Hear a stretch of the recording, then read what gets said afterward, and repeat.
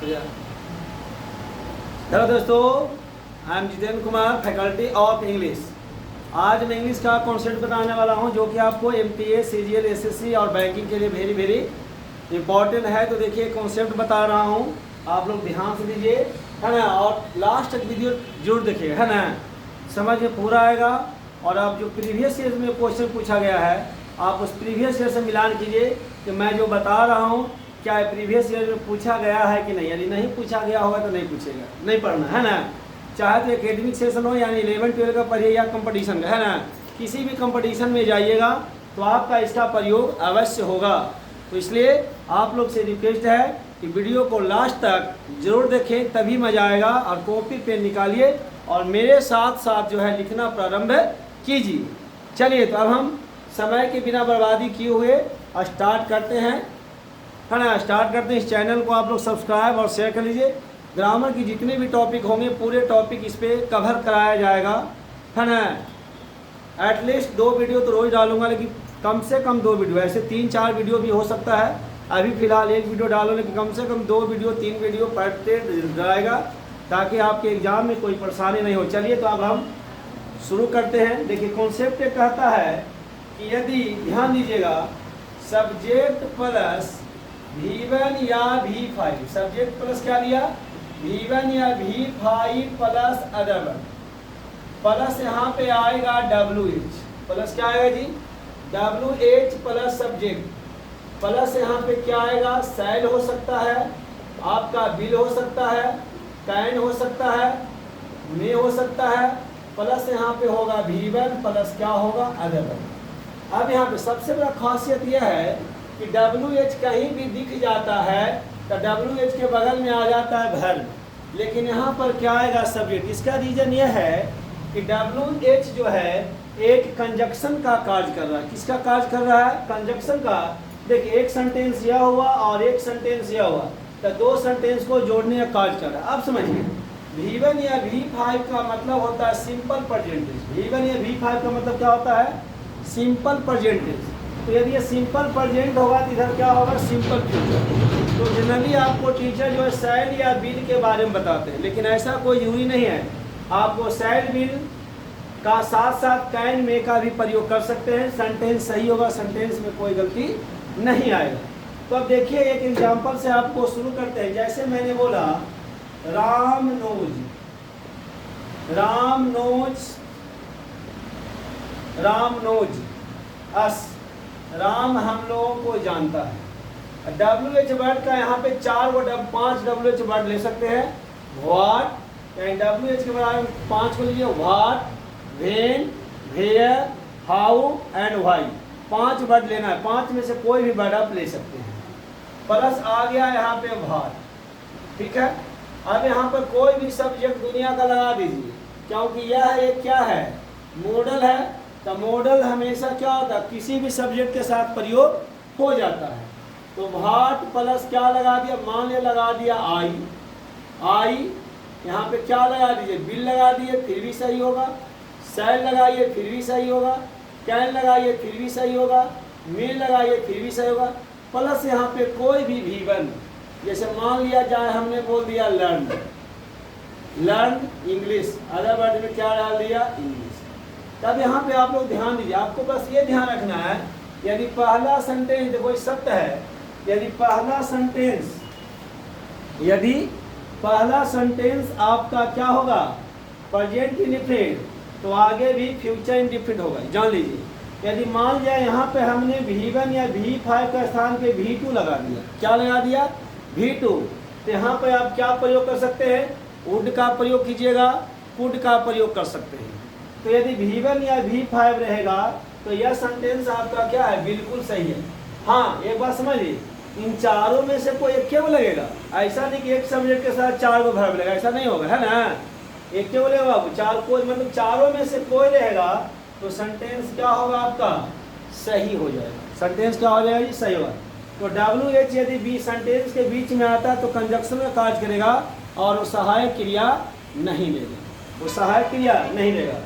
चलिए, तो आप लोग इसका स्क्रीनशॉट ले लीजिए, ठीक है। अब हम नेक्स्ट टॉपिक को पढ़ाते हैं। देखिए, अगला कॉन्सेप्ट पे ध्यान दीजिएगा। अगला कॉन्सेप्ट यह कहता है कि यदि आपके पास सब्जेक्ट है और कोई भी दुनिया का हेल्पिंग वर्ब आ गया है ना, और यदि आपको शब्द आ रहा है, यहाँ पे कुछ वर्ड है, यहाँ पर कुछ वर्ड्स हैं, और प्लस यहाँ पर आएगा मेन वर्ब, प्लस यहाँ पे क्या आएगा बाबू मेन वर्ब। ये किसी भी सेंटेंस के लिए लागू हो सकता है, सिंपल प्रेजेंट कीजिए, कंटिन्यूअस कीजिए, किसी के लिए भी लागू हो सकता है। प्लस यहाँ पर क्या आएगा बाबू अदर वर्ब, समझिए बात क्या आएगा अदर वर्ब। जैसे हमने वर्ड क्या होगा भाई समझ लीजिए, वर्ड आपका कौन कौन आएगा, ऑलवेज, फिर क्या आएगा नेवर, ऑलवेज के बाद क्या आएगा नेवर, सेल्डम क्या आएगा ओकेजनली, ओकेजनली, ऑफन, ये सब शब्द आएंगे है ना। समटाइम्स, समटाइम्स, बस ये इतना जो आप शब्द देख रहे हैं, ये शब्द हमेशा जो है हेल्पिंग वर्ब और मुख्य क्रिया के बीच में होता है। हेल्पिंग वर्ब और मुख्य क्रिया के क्या होता है बीच में। यदि आप इसको हेल्पिंग वर्ब के पहले लिख दीजिए या मेन वर्ब के बाद दीजिए तो सेंटेंस क्या होगा, गलत हो जाएगा।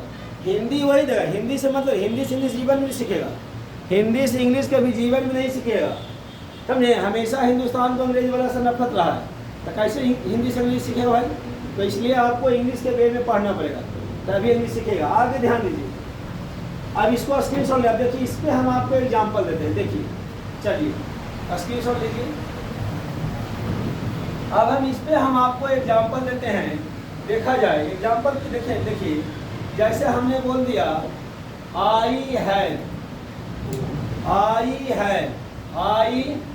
Have seen, I have seen the Taj Mahal, I have seen the Taj Mahal never. अब देखिए नेवर कहाँ आया जी,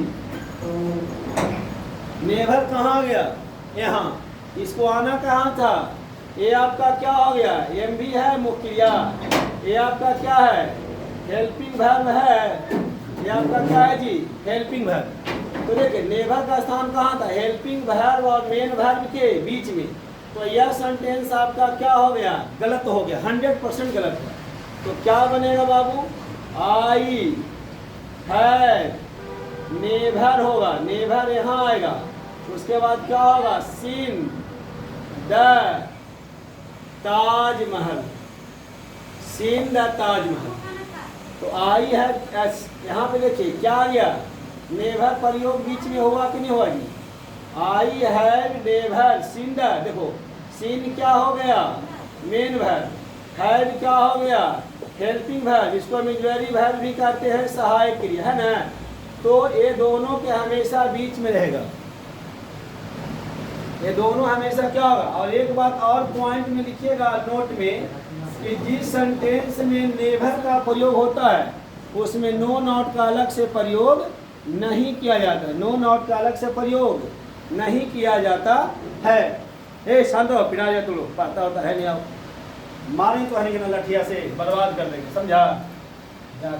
पढ़ेगा है ये लाल फराक देखे, ध्यान दो। तो ये था जैसे और एग्जाम्पल देते, एग्जाम्पल धुरिया उड़ा दें, टेंशन का ले रहा है, एग्जाम्पल के धरिया उड़ा दें, धजिया।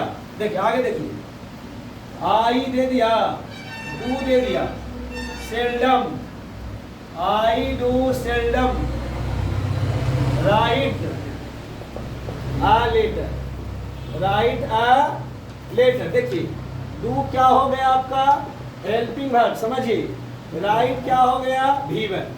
तो क्या इसके बीच में सेल्डम आया कि नहीं आया, ये सेंटेंस आपका क्या 100% सही है, 110%। यदि मैंने यहाँ पे लिख दिया आई, डू लगा दिया और यहाँ पे लिख दिया राइट, है ना, और यहाँ पे यदि हमने गलती से सेल्डम लिख दिया आ लेटर, तो सेंटेंस क्या हो गया 100% एकदम, सेंटेंस क्या हो गया 100% सेंटेंस क्या हो गया रॉन्ग हो गया। तो जितने भी शब्द दिया फिर से बस सुनिए, सेल्डम है, ओकेजनली है, नेवर है, समटाइम्स है, ओकेजनली है, इसमें एक और आता है यूजुअली आता है, यूजुअली भी वहाँ पे ध्यान दीजिए, वहाँ पे एक यूजुअली शब्द लिख लीजिए, है ना। तो इनके साथ जो है इन शब्दों को हमेशा कहाँ रखेंगे, सहायक क्रिया और मुख्य क्रिया के क्या रखेंगे, बीच में रखेंगे। तो मैंने दो कॉन्सेप्ट आज दिया, एक तो दिया WH का कॉन्सेप्ट और दूसरा कॉन्सेप्ट मैंने क्या दिया, इसका कॉन्सेप्ट दिया। उसके बाद कल मैंने हु के बारे